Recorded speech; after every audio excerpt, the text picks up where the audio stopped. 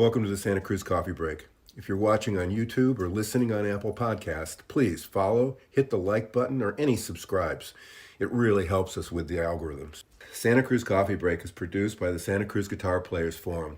All opinions are those of the speakers. We invite you to join us on the Santa Cruz Guitar Players Forum at SCGCPF for more fun. Now, let's get on with this installment of Santa Cruz Coffee Break. It's a beautiful Thursday, and we're talking to Skip Ewing today. We'd like to welcome you all to Santa Cruz podcast number 62, Santa Cruz Guitar Players podcast 62. Tad, we made 62. I don't know how we have. And let's welcome in Skip. Greetings, sir. Greetings. Yeah, glad to be here. 62. Wow. It's a bunch of work. Yeah. COVID actually was very good for it because it gave us a chance to do this on Zoom versus trying to do it other ways, and it really blew it up, and it really gave us a chance to do it.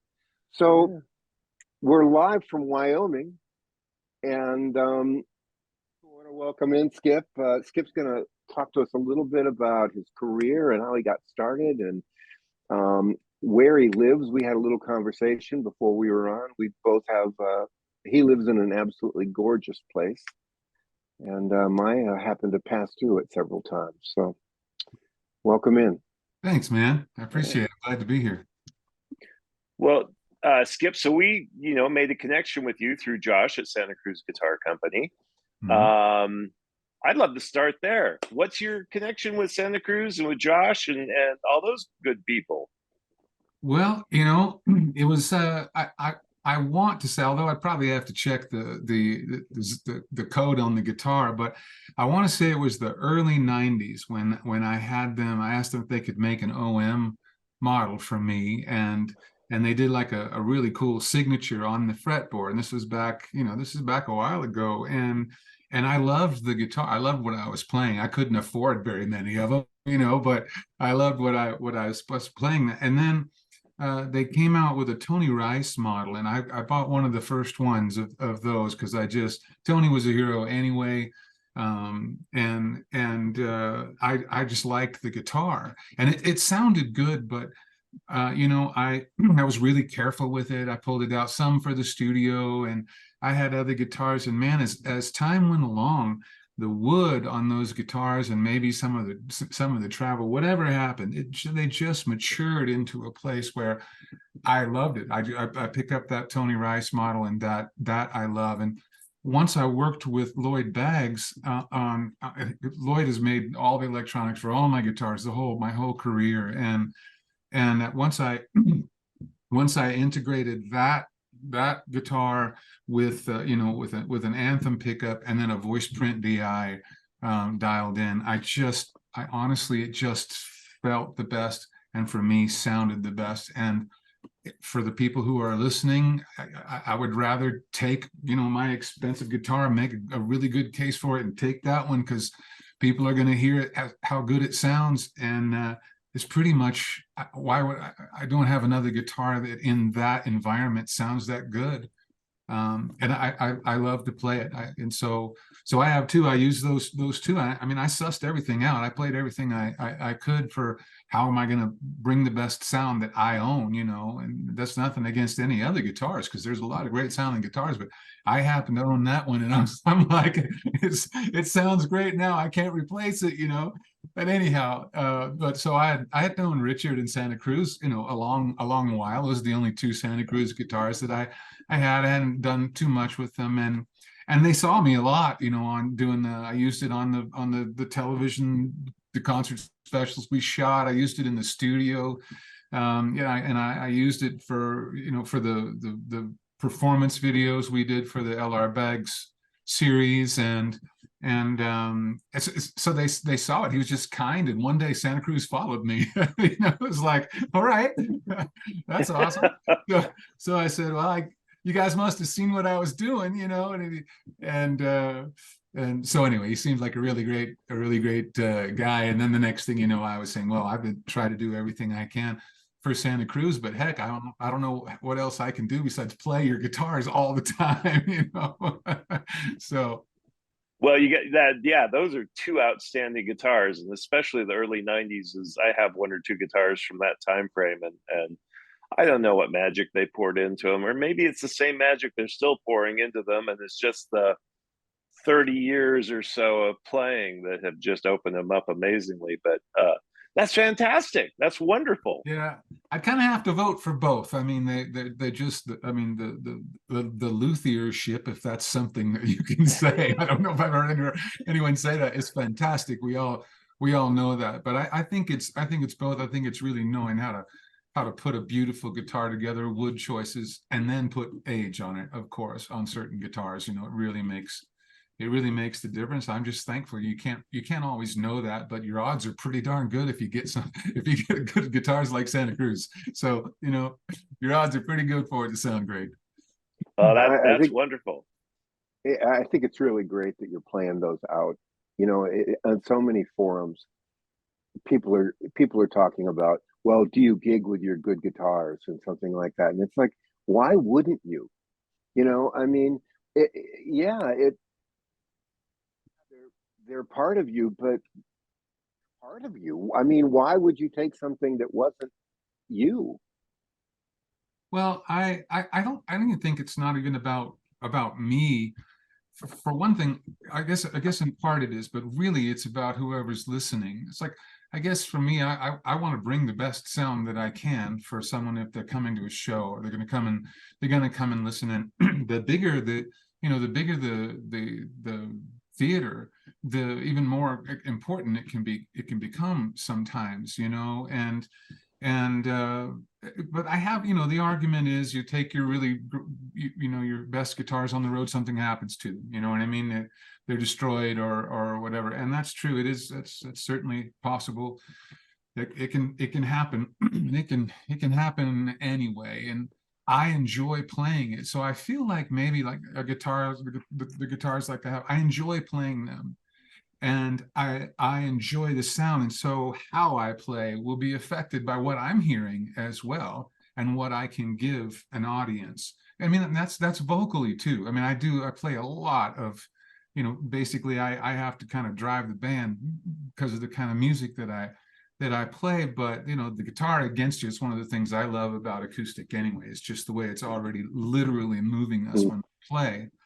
But it will change the way that I sing. It'll change the way that things feel on stage to everyone, because it's one of my voices. And so yeah, I think it's important. Gosh, I think if anything really terrible ever happened to you know, one of my guitars, Santa Cruz would help me, you know, would help me find another guitar. It's like that. It's not like there's no guitars that you can find. That these are special because they have age on them. But yeah, I think it's about the people who come too. I want to give whoever's paying to come see us play and listen the best experience we can give them. And I think they appreciate that. So I spend the money on counting cases, man.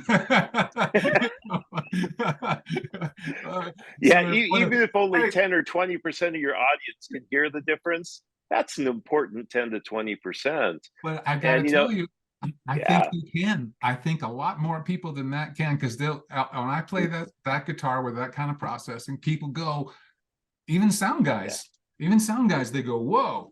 What is that? You know what I mean? And I'll tell them what the setup is. It's very simple, you know, it's simple, but, and I, you know, like I think I was talking about this earlier, but maybe before we were off camera, but you know, Lloyd Baggs has made all the electronics that I've used the whole time. I met him, you know, 20 years ago, something like that. Now, I went to Nashville when I was a kid, like right out of high school, man, you know, and shortly thereafter, like I got a D'Addario string endorsement. Here's how I got a D'Addario string endorsement. I was at Fanfare in Nashville, right? And I was a nobody. Really, you know, but I was right before I had to go on stage. I had a difficulty with one of my guitars. I had about 30 minutes. So I said, I'm changing strings. And I just opened it and changed the strings right there. And this guy walks up and he goes, hey, what you doing? I said, well, just changing my strings. I said, it's not, I don't know what's going on here. And he said, what kind of strings you use? I said, the Dario. He goes, you like those? I said, well, they're the best ones that I know how to buy. And he goes, well, how'd you like to have an endorsement? This is the guy from the Dario. The same kind of thing happened with Lloyd. I don't know. I don't remember exactly how we ended up connecting, but he's just such a good guy. And I put one of his original strip pickups in that little OM they made me, and I left it in there all the way up until they designed the anthem, because it would always sound good, not great. You know, I mean, when I say that, what I mean is that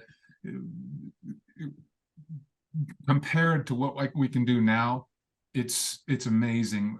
But that pickup from the start sounded good, and I could plug it in anywhere, no matter who the sound guys were, and it would work. You know, it would sound good. But now that and he even let me beta test that voice print. It really is wonderful. So all I have in the Tony Rice and in the other, all I have in it is an anthem pickup, and I run that out to a voice print DI. That's it. And spend a good deal of time with the voice print, but because of the way that it replicates the guitar, I guess that's the right way to say it. I could be sure if it's a replication, but basically, you know, it takes and tries to emulate the honest sound of your guitar, not just whatever's coming through the pickup. And it's fantastic. And so it sounds like a mic'd guitar. Often it does. There's things we have to do. I mean, we have to roll stuff off for overtones, or, you know, that, but even that's built into what it is.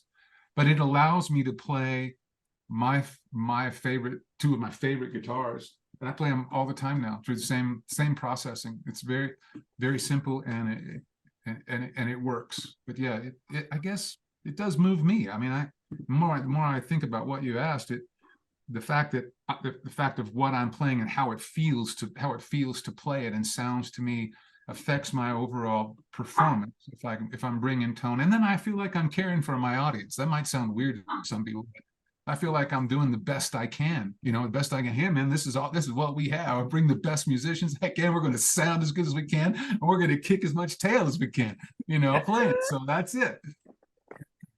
That's awesome. That sounds fantastic. Yeah.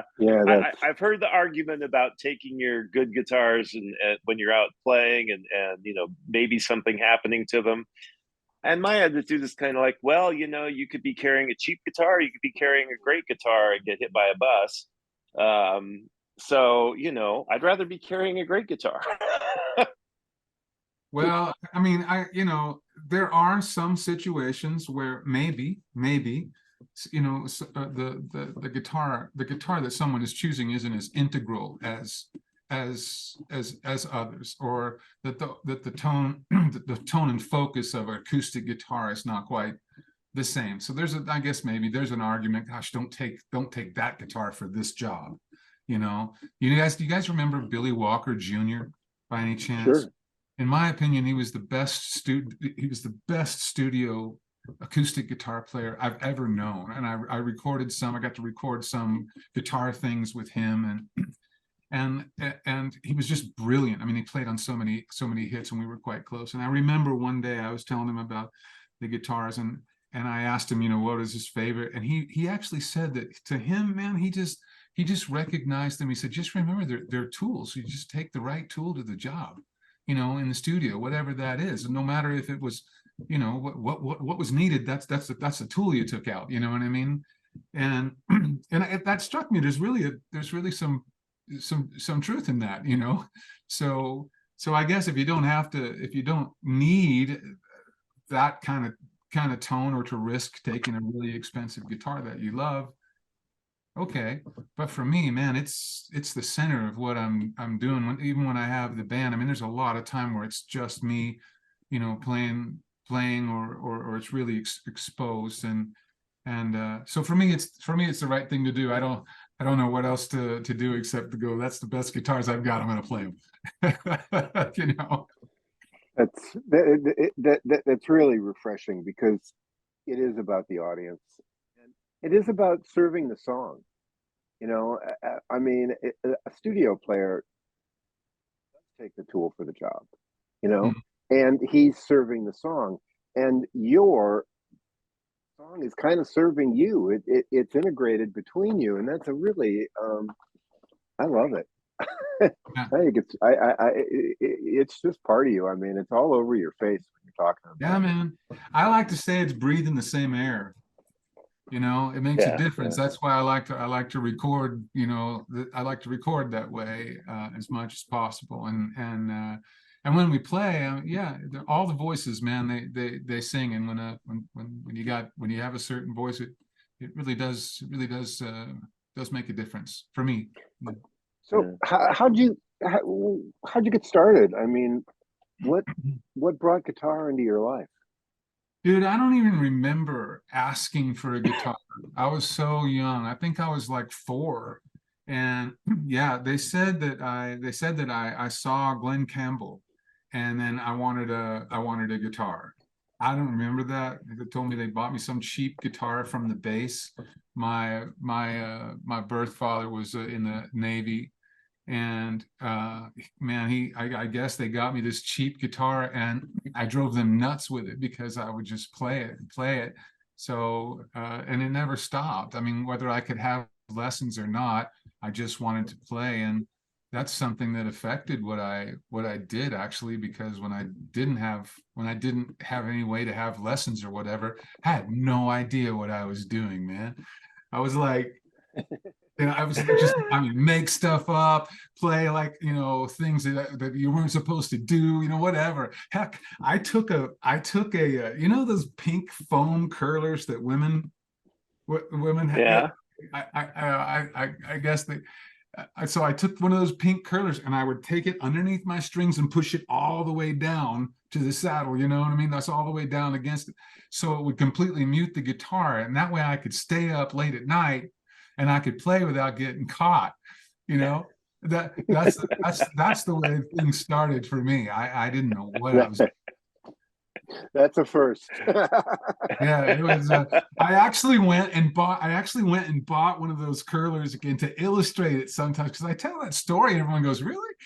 It's actually a really cool sound. But hey, man, I didn't get caught when all I wanted to do was play guitar. And I think that was the start of making stuff up in the first place, and maybe a lot of the ways that I ended up expressing myself, in the songs I was writing, because guitar is really integral to a lot of what I do. Yeah. So that's the roots of your songwriting career, it sounds like. Yeah, I mean, that's the thing. I don't remember, like I said, I was so young. I don't remember a time I wasn't playing guitar and singing. And singing just was part of it. I mean, it just was always part of it. And so I never questioned it. And then I just kept making stuff up. I mean, that's basically what happened. And then then I think just as I matured, although I can't say I'm really mature now, but I mean, as I matured, I got into really listening to what was said, and felt like I had some things to say, and then wanted to say it as well as I could. And so I just stretched out and started writing songs, just a lot of them. That's the way it came about. Ran away from home and went to Nashville. Nashville at 18. Yeah, I can see a signature model curler.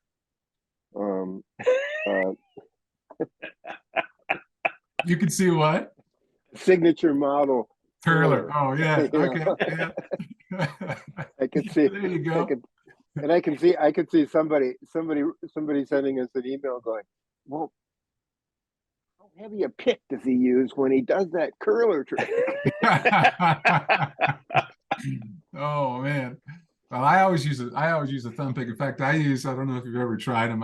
It's made by Fred Kelly. It's called a Bumblebee. And it has and what I like about it is that the plastic piece that holds it on your thumb is quite thick compared to what the plectrum part of it is. And so you can choose, the weight of your pick, the thickness of your pick, whether it's medium or heavy or whatever you like. without affecting the fact that it holds on to your thumb well. Because for me, I switch back and forth a lot between using the pick as a pick and using it as a thumb pick. And when I found those, I was just really pleased. And so that's what I use all the time. Do you have to, I use them too. Do you have to, I have to crazy glue mine in place because the pick sometimes rotates. Mm-hmm. You know, Yeah, I use those heavy ones and I got to crazy glue them in there because otherwise I'm spinning around. Yeah, but that crazy glue melts the plastic. Like it almost melts the plastic a little bit. I know what you're talking about. Yeah. I've done both with them. I actually called them and I said, hey, can you pick me out a few of those that are really stiff? Like I know that's good that they move. I just don't want them to be like, kind of clunking around, And so they did, and the more I've used it, the more I've kind of just a little bit adjusted it. Yeah. Because the part that's nice is that you can change how long the pick is, not just the angle of it. And yeah. so it's effective to do what you did. But then sometimes it is nice not to have it that way. If it's tight enough on your thumb, it holds the pick more in place. But I'm constantly switching back and forth, so it is actually kind of a good feature of the pick that it's adaptable. So I like it.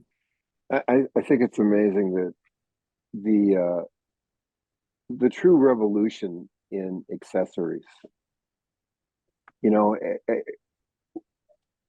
I'm Ted and I are both of the way back years, but a capo at that time was hard rubber with a strip around it, and you wrapped it around, and picks were like Fender mediums, and that was it, and all these refinements. Which there was nothing wrong with.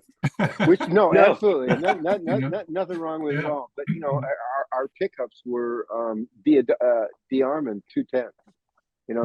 That's what was available for maybe Barkus Berries if you could figure out how to keep them glued in the guitar, But it just the amount of changes in those little areas has really been great. I mean, I see a G7 capo back on the counter there, and and now we're in this revolutionary stuff with strings and the way strings are coming out. Some people are making some really good stuff in that area. Tell us about a current project. All right. Well, the probably just to catch up, one of the things that I should, tell you a little bit about the journey that's different for me. When I went to Nashville, and the truth is, I went to Nashville because I got offered a job there, and I was just trying to follow where I could make a living doing what I loved. That's it. I never said I want to be, a famous songwriter. I never said I wanted to be a superstar. I didn't know what I could do, And by the time I went to Nashville, I had stretched out and played a lot of different instruments, just I was really into 5-string banjo for a good bit, and I always played guitars, learned the basics of keys and some, a bunch of stuff.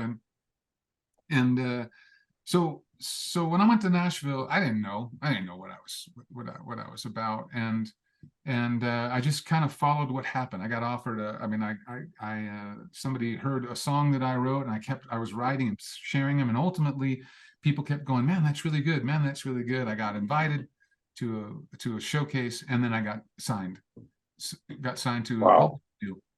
And George Jones was the first cut I ever got.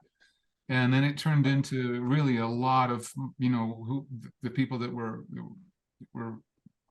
I don't know if I would say heroes, but people that I was impressed by, everybody from Kenny Rogers and George Strait and just, it's a bunch, and then I got offered a record deal, and I got to make a record called The Coast of Colorado, and this came out in 1988.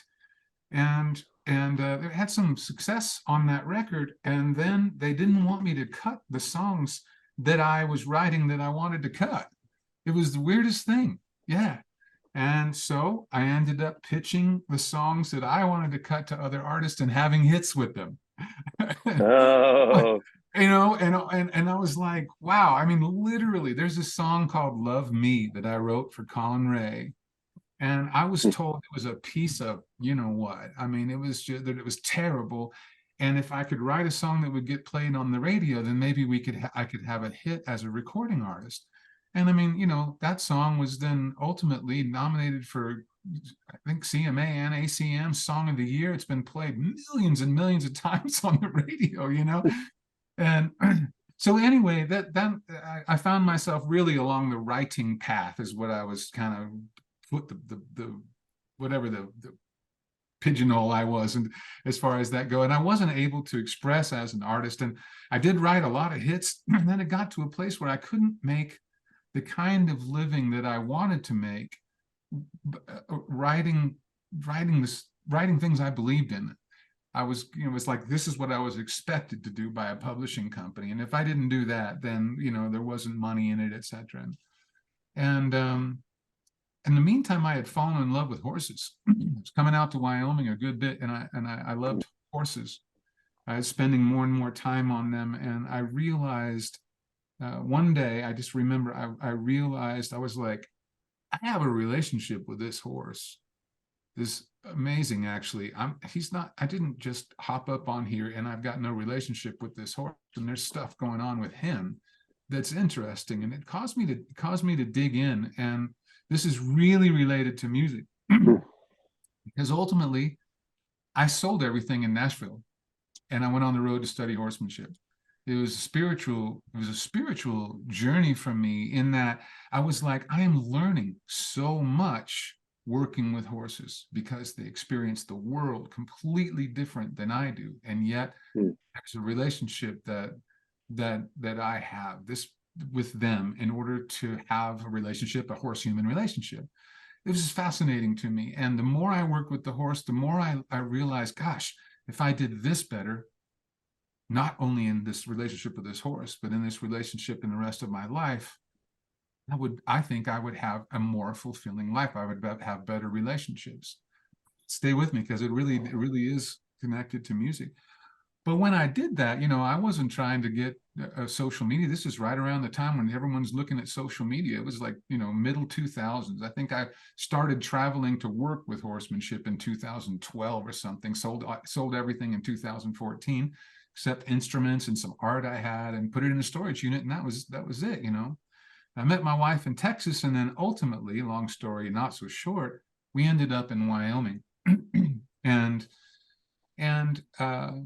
she's a videographer and a photographer. She's very, very good. And she got asked to shoot a television show up on Togedy Pass for a guy who owns a ranch there, a really talented horseman who has a television show on RFD. And that left me at a property where we're still living, where I was hired to caretake. I'm supposed to live here for 3 months. I've been here for 5 years. Right. But I had time while she was away. And that old classical guitar that's sitting over there, it's a Yamaha G, I don't know, it's their lowest model. I think I bought it for $90. I bought it for $90 off of somebody who needed, and I've written a zillion hits on it. It's been used for everything but a boat pedal, I swear. But it's lovely. And I pulled it out, and I started messing, and I realized that there were some things that I just been processing, and I began to just express them in different ways and just see what was there. And I played my wife a few of those songs, and she said, honey, I think the journeys need to come together. So I ended up writing a whole album that ended up being called Wyoming, and I hadn't done anything since. I had done anything for years. I reached out to some people and said, am I crazy? Am I crazy to even think that this is something that I can offer? And the more people who heard it, the more I was encouraged. They were like, you got to make this. I know there's nothing like it right now, but you got to make it. And I got to work with the greatest musicians there are.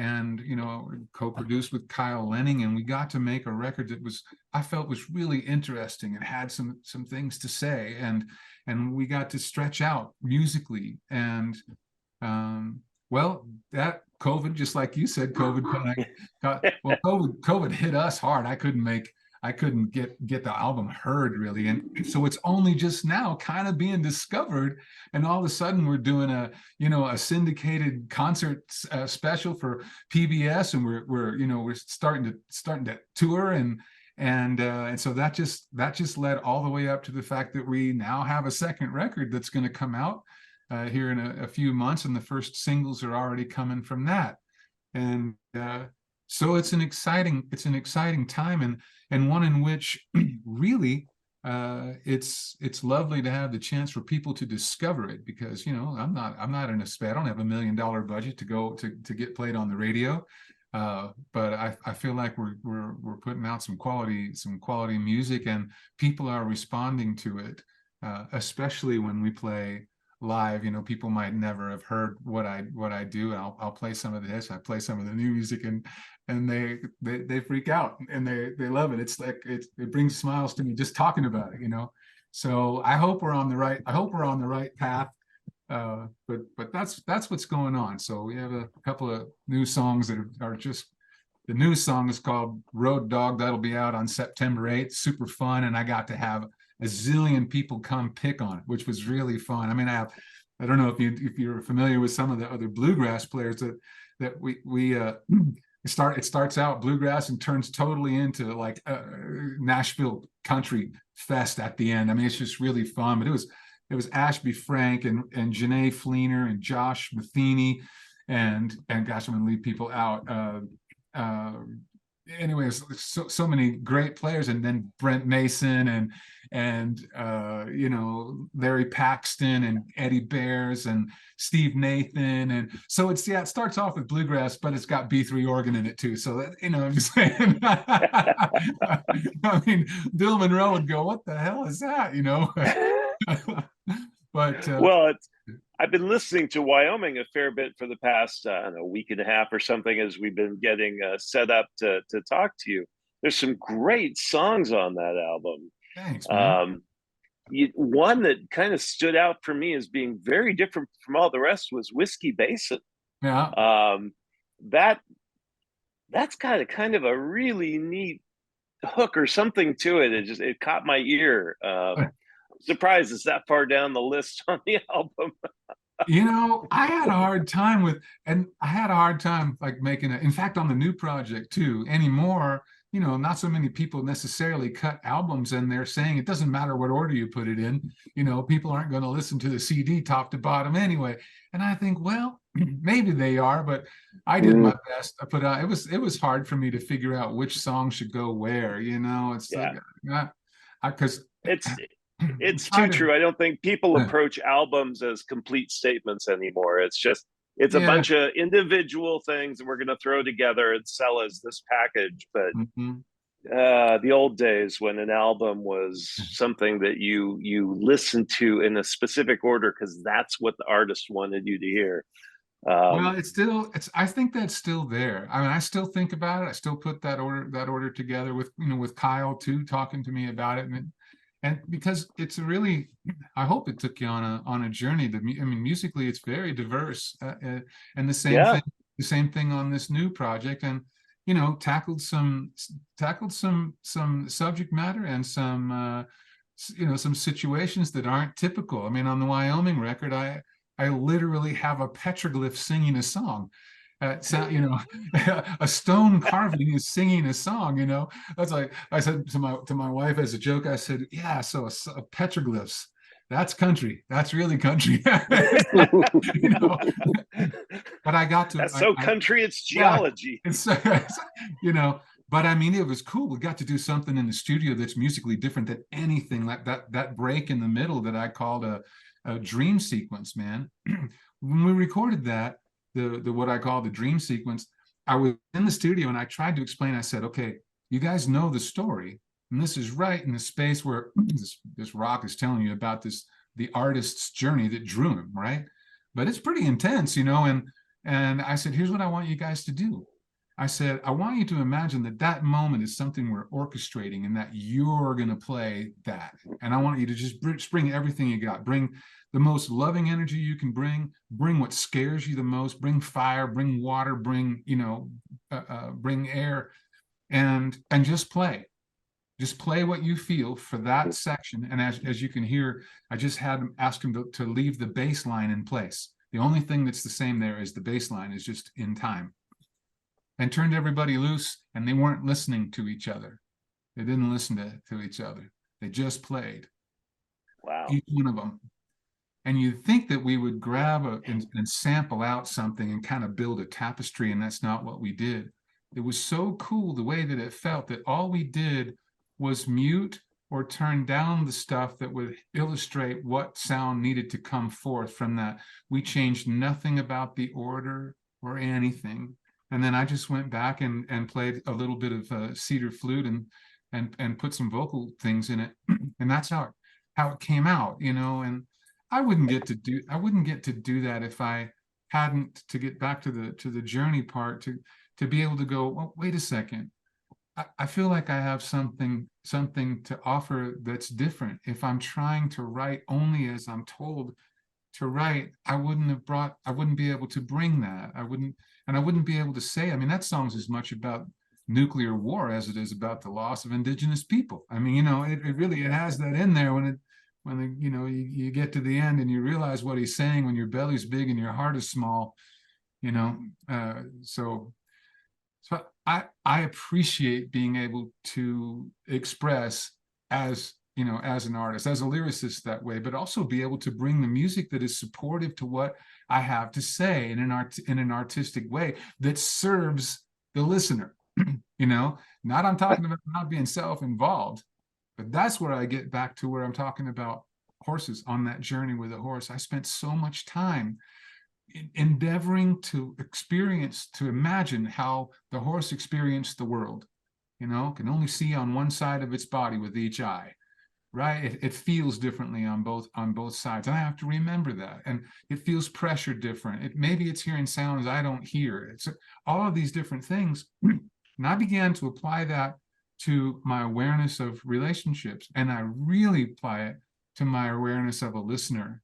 What am I doing here? What am I offering you as a listener? I hope that there's some surprising things. I hope that if you go and listen to something that I wrote or played, I hope you'll find that there was depth, there was time taken to make that, to craft that, to compose that to the best of my ability. It wasn't just tossed off. Gosh, I hope this works. It was. I really feel like I have something to say. And if I get to the end of it, which now I don't even finish things that aren't going to hold up, as far as I just don't, and yeah, so that's the aspiration, is to write something that maybe write and sing it in a way that other people wouldn't, and bring something to the table that could be meaningful and different and unique, and allows me to be an artist, and allows me to hopefully listeners who enjoy that go, that's cool. that's what we all want, I got to tell you, you put chills down my spine when I first heard that tune, the one that you were just describing, and I'm bad with the name on it because I didn't write it down, but was it Petra? Yeah. And when you're talking about that center spot where your dream sequence per se, I'm reading Mike Bloomfield's a book on Bloomy called Guitar King right now, and he's describing exactly, your words almost match what he described when they recorded East West. And he said, I was looking for something and I just brought it in, and Harvey Brooks just kept the bass line going, and we all just went and did what we wanted to do.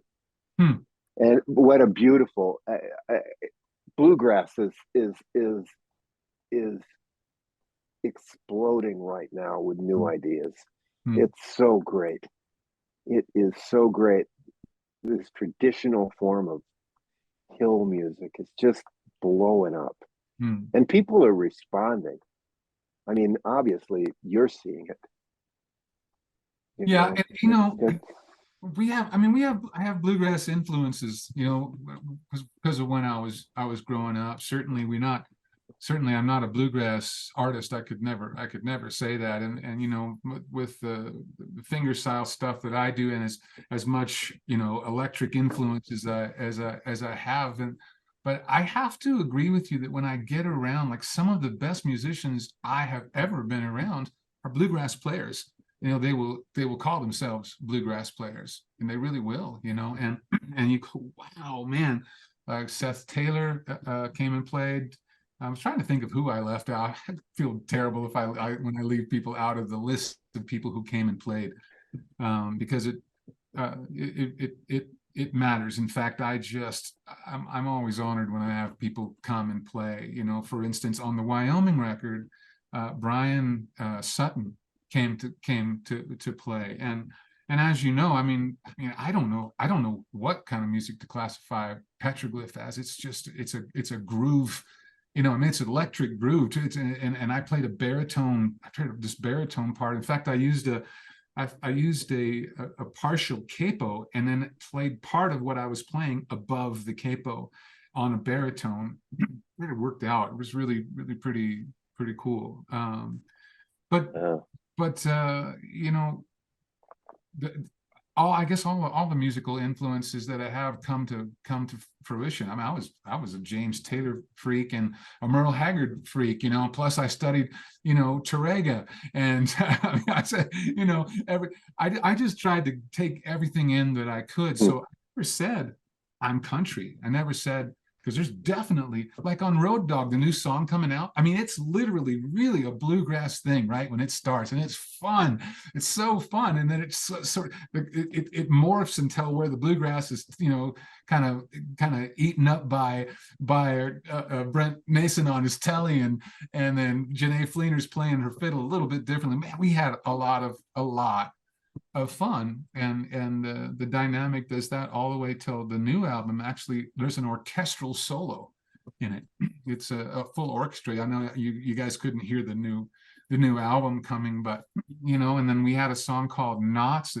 Knots is the album, the song that's out right now. It's it touches on the subject of mental health, and is quite, it's very country in its approach, but I thought that the music simplified that way, supported the lyric, and then there's some other stuff that's just, again, crazy fun, and I don't know, mates. I just feel like when I'm working towards it, all I'm really doing is going, what is the best I can offer? What's the best I can offer?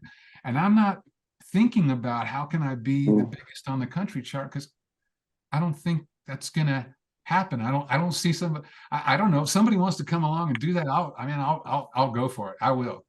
But where I am right now, I'm like, the people who are willing to listen, I want to give them the best that I can. And if they're looking for something that's different and has that kind of heart and spirit and intellect about it, then here I am. Here I am.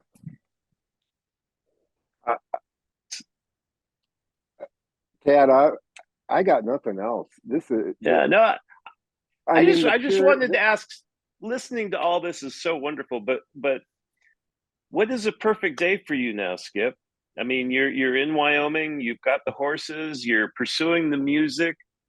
It sounds great. If you were to wake up tomorrow, how would a perfect day be for you? Balancing these different influences on your life that sound like they're really powerful. Oh man, I don't look for perfect. I don't look for perfect because I'm probably wrong. If I say it's perfect, I'm probably wrong. But I do look for excellent, and I even don't try to look ahead at that. I don't know, the perfect day. It might be a great day because something happened awesome from my wife too. It's not. I guess I'm just the thing that's,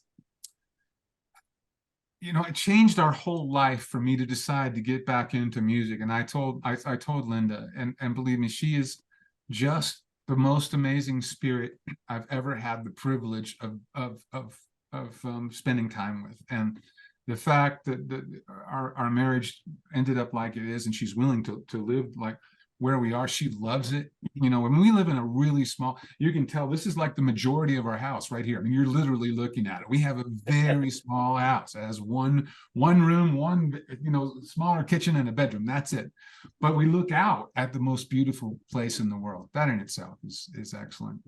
But I guess right now my energies for being successful, if you will, it's got to be sustainable. You know what I mean?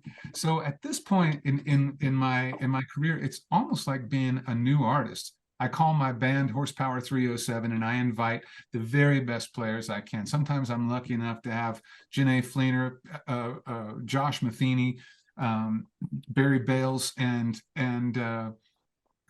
Eric Darkin play with me. We just did for LR Bags. That's the band. I mean, come on. Wow. I mean, I can't ask for a better band than that. And we really love it. And so what I hope to do is to be given the chance to share what I have to share. It's the discovery of it right now, which bless you for giving me a chance to talk on your incredible podcast, and for Santa Cruz something, because then people find out and they go, well, maybe I'll go and listen and see what that's about, and then they'll like it. The more we get to play shows, the more people are going, whoa, we didn't know that. We knew some songs that we knew some songs, a bunch of hits that you wrote, but not this, and we want more of this. So that's where I go. I just hope that happens enough that we can keep doing it, because I'd like to tour a bunch in 24. You know what I mean? I know we're going to do a Christmas tour coming up, and this year we haven't announced the dates, but we certainly are. And then in 24, I really would like to do more touring, whether that's with someone else, or whether we're doing some theater dates or whatever have you. That makes me happy, but it's a lot of work right now for me. It's constant work, and God bless my wife for kind of putting up with the struggle, because it's a struggle, to do what we do right now. It's not like it's not predictable. So I love that I can. I love that I can. I mean, really, so that's where I am. I'm not sure I addressed your question very well, but no, the energy around it. You absolutely hit it. There's a great Ray Wiley quote, is days that I keep my gratitude higher than my expectations, I have a really great day. That's right, man. I see you having some pretty great days.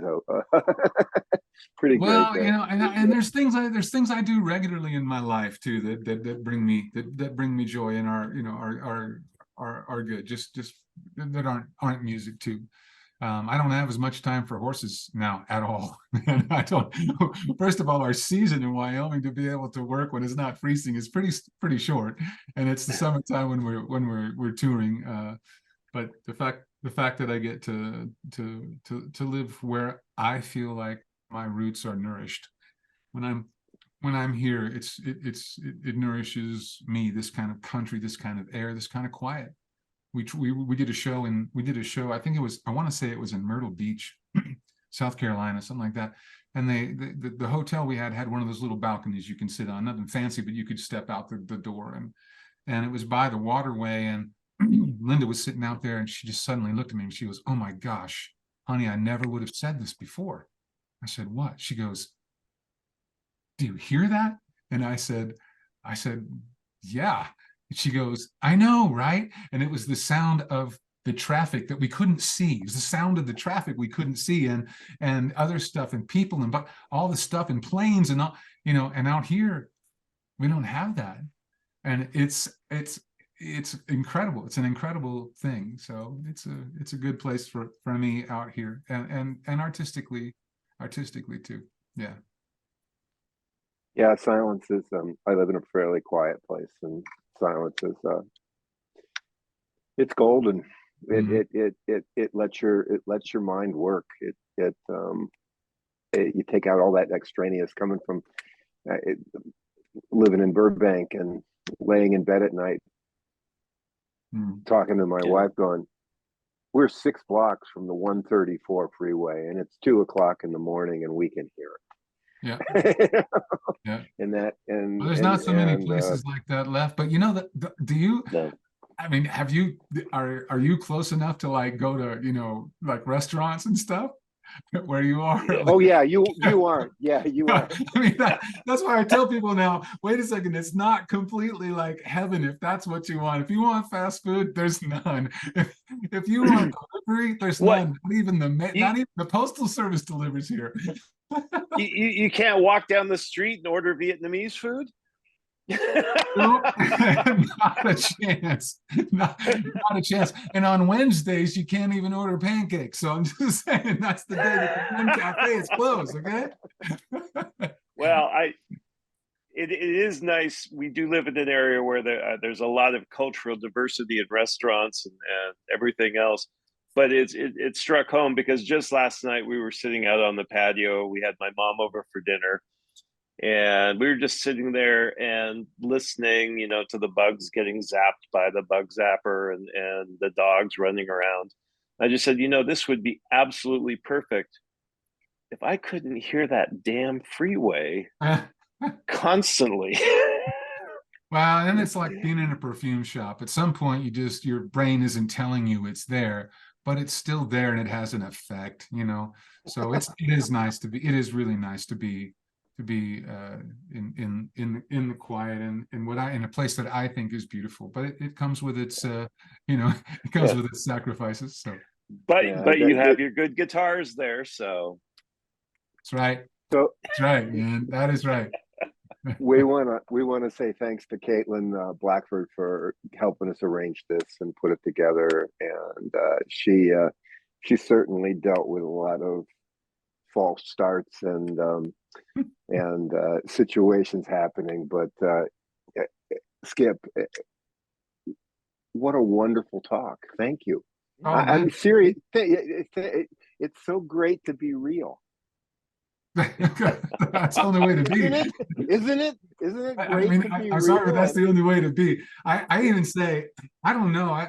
I've done stage acting, and I can act, but that's why I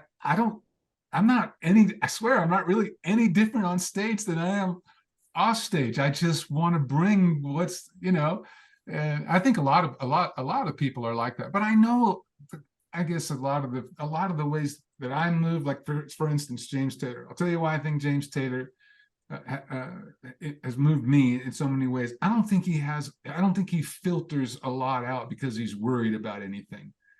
He doesn't. It's almost as though like someone there's more of them than that. He doesn't filter something. It just comes. It's just there. It's not impeded by necessarily a thought process. And I feel like what he has to say that way, and his guitar playing is that way. And so in a way, I guess I try to do the same thing. I don't want to be someone. I want to. If I believe in my heart and my spirit, what I have to say and the way I want to say it, and the reasons I want to say it, the well of man, here's why, here's what I'd like to offer to you guys to make that connection. That can only just be as clear as it can. It just doesn't have anything else in the way. It's just here you go. And if you love it, great. And if you don't, I'm going to try not to be hurt by it, but this is what I got. And if I can give it, that's what I'm going to give. Because what else you got? What else do you have? That's, Mailman, or all squirrel. Right, cool. Hey, sure pups are allowed in our world, man. This is what I say. We have four-leggers everywhere in our life. I mean, at our house, honestly, dog. You saw a shotgun a minute ago. He's somewhere between 90 and 100 pounds. He's big, long, and has a lot of hair. You know what I mean? So, I mean, in our house, with as small as this is, dog hair is a fashion statement and a condiment. I mean, it's just everywhere, right? And so it's one of the reasons for writing Road Dog, because it's just so true. If you have a dog and it's part of your family, you'll understand Road Dog, and it's fun. So I don't even know if Caitlin lets you hear it, but it's coming out. No, we haven't. On the 8th, but yeah. So we haven't heard it yet, but we're We'll really look forward to it. Okay. We'll get this posted tomorrow for you, and hope you share it around with yours. And we can't thank you enough for the time you spent here today. That it's really, really fantastic. Oh, it's my pleasure. Well, I'm glad I was. Go ahead. I'm really looking forward to when you're going to be playing out here in the San Francisco Bay Area somewhere, because it would be great to hear your music and even possibly meet you in person. That would just be fantastic. Yeah, absolutely. Oh my gosh, I love that. I say that all the time at shows and everything. I love that. I just, I mean, I love the people I've met. I want to see them again. You know what I mean? Like, come up. I try to come out after every show, or have people backstage, or whatever. So I love that. It's part of the connection we want to make, man. So fantastic. So hopefully we'll be out there. And thank you for inviting me. Thanks to Santa Cruz and Josh for the support, and yeah, it's much appreciated, really. Have a fantastic day. I can't imagine that you're not going to, but have a Today is day. Tai Chi practice outside. I'm serious, man. It's that beautiful. I'm doing my Tai Chi practice outside, as long as the wind doesn't knock you down. It's gorgeous. So there you go. So be well, and wait to hear this stuff, and we'll look forward to seeing you out here. Good. All right. Thanks, gentlemen. All right. Thanks. Thank you. Yeah. Bye-bye. We hope you enjoyed this installment of the Santa Cruz Coffee Break. For more music-related fun, please join the Santa Cruz Guitar Players Forum at SCGCPF or santacruzguitarplayers.com. If you have any questions or possible podcast topics, please contact us. If you have a product or service that you feel would be of value to our listeners, please consider adding your support and keeping the coffee pot on. Contact us for more information. We ask that you hit the like, follow, bell, or bookmark buttons so we can keep you informed of upcoming podcast episodes. We hope you enjoyed Santa Cruz Coffee Break. Now it's time to go play your guitar.